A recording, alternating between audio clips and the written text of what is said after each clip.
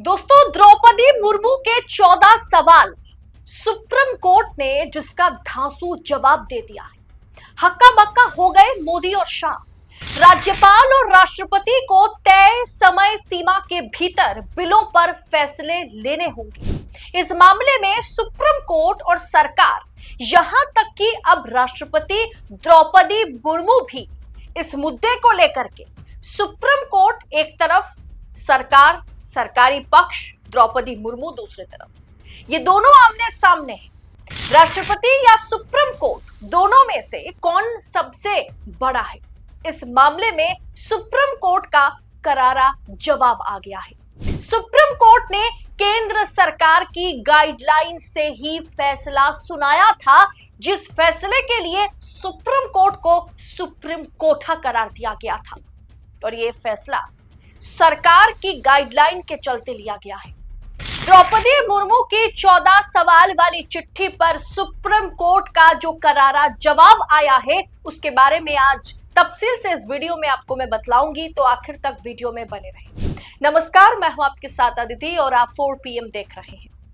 Supreme court ने तमिलनाडु राज्यपाल मामले में अपने ऐतिहासिक फैसले में राज्यपालों और राष्ट्रपति के लिए बिलों पर निर्णय लेने के लिए 3 महीने का समय सीमा तय की थी। चाहे राज्यपाल हो चाहे राष्ट्रपति हो, 3 महीने में राज्य में पास हुए बिलों पर राज्यपाल और राष्ट्रपति को फैसले लेने होंगे। इससे ज्यादा वो देर नहीं कर सकते। अब सुप्रीम कोर्ट ने यह आदेश पारित किया तो सबको बड़ी मिर्ची लग गई। बारी बारी से सुप्रीम कोर्ट पर टीका टिप्पणी की जाने लगी कि उपराष्ट्रपति जगदीप धनखड़ साहब तो गुस्से में आग बबूला हो गए। उन्होंने कहा कि राष्ट्रपति से सुप्रीम कोर्ट बड़ा थोड़ी है। क्या राष्ट्रपति को कोई आदेश सुप्रीम कोर्ट न्यायपालिका दे सकती है? सुप्रीम कोर्ट दे सकता है क्या? कार्यपालिका और न्यायपालिका इस मुद्दे को लेकर के आपस में भिड़ गई, दोनों में जंग छिड़ गई। इस बीच सीजीआई संजीव खन्ना रिटायर होते हैं और गवई सीजीआई बनते ही राष्ट्रपति द्रौपदी मुर्मू के कंधे पर बंदूक रख करके मोदी सरकार ने न्यायपालिका पर फायरिंग की। 14 सवालों के साथ नए chief justice of India BR Gavai की स्वागत की जाती है। ये लिस्ट आपके स्क्रीन पर है, आप देख रहे होंगे। कुल मिलाकर के इतने सारे सवालों में से बस एक ही सवाल पूछा गया। कुल मिलाकर के एक ही सवाल BR गवई से, चीफ जस्टिस ऑफ इंडिया से पूछा गया है। सुप्रीम कोर्ट ये बताए कि संविधान या सुप्रीम कोर्ट बड़ा है या फिर राष्ट्रपति बड़े हैं? क्या न्यायपालिका राष्ट्रपति को कोई आदेश दे सकती है? क्या सुप्रीम कोर्ट राष्ट्रपति को हिदायत दे सकता है? कौन सबसे बड़ा है? लड़ाई इस बात पर आके अटक गई। मतलब सरकार की बात की जाए, इस पर अब सुप्रीम कोर्ट की ओर से वरिष्ठ जज सुप्रीम कोर्ट के जस्टिस पारदीवाला ने स्पष्ट किया है कि 3 महीने की समय सीमा केंद्र सरकार के गृह मंत्रालय, होम मिनिस्ट्री ने मिनिस्ट्री ऑफ होम अफेयर्स द्वारा 2016 में जारी 2 कार्यालय ज्ञापनों, ऑफिस मेमोरेंडा पर आधारित थी। इसमें कौन सही, कौन गलत, कौन छोटा, कौन बड़ा, इसका कोई मतलब ही नहीं है।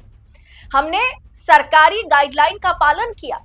इन गाइडलाइन में राष्ट्रपति के लिए बिलों पर निर्णय लेने की 3 महीने की समय सीमा निर्धारित की गई थी, और ये हमने नहीं, होम अफेयर्स ने यानी गृह मंत्रालय ने यह तय किया था। सुप्रीम कोर्ट ने इन गाइडलाइन को अपनाते हुए कहा है कि समय सीमा राज्य बिलों पर देरी को रोकने के लिए आवश्यक है, चाहे वो राज्यपाल के लिए हो चाहे वो राष्ट्रपति के लिए हो।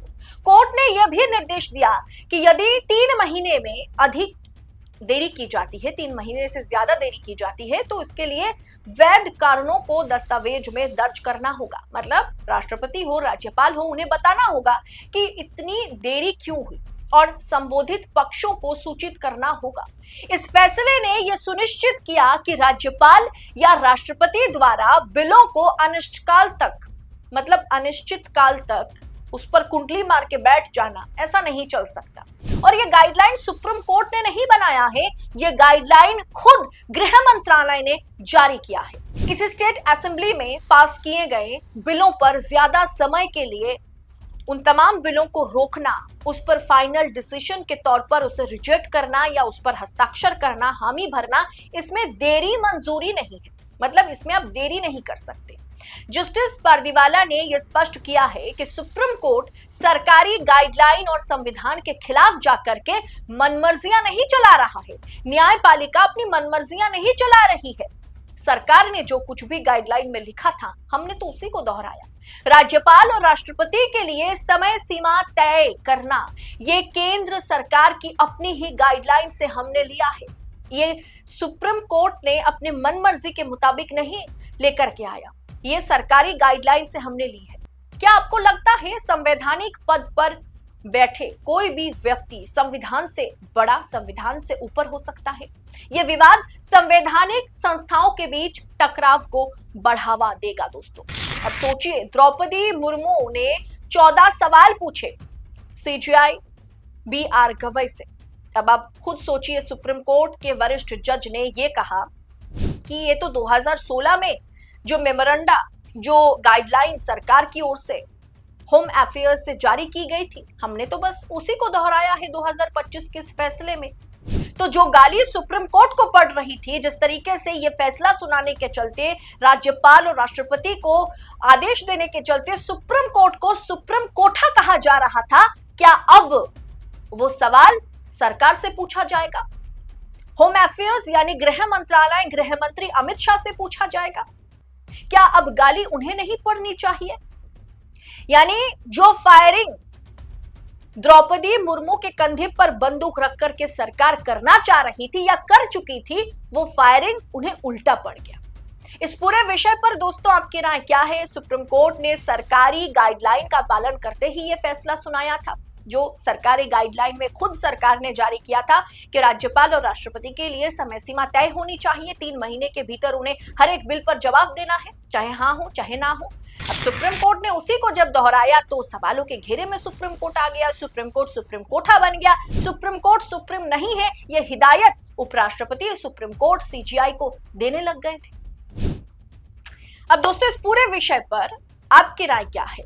कमेंट बॉक्स में अपनी राय हमारे साथ साझा कीजिएगा और ऐसी तमाम खबरों को लगातार पाने के लिए 4 PM न्यूज नेटवर्क के साथ बने रहें। फिलहाल मुझे दीजिए इजाजत। बहुत बहुत शुक्रिया आप सभी का। जय हिंद, जय भारत।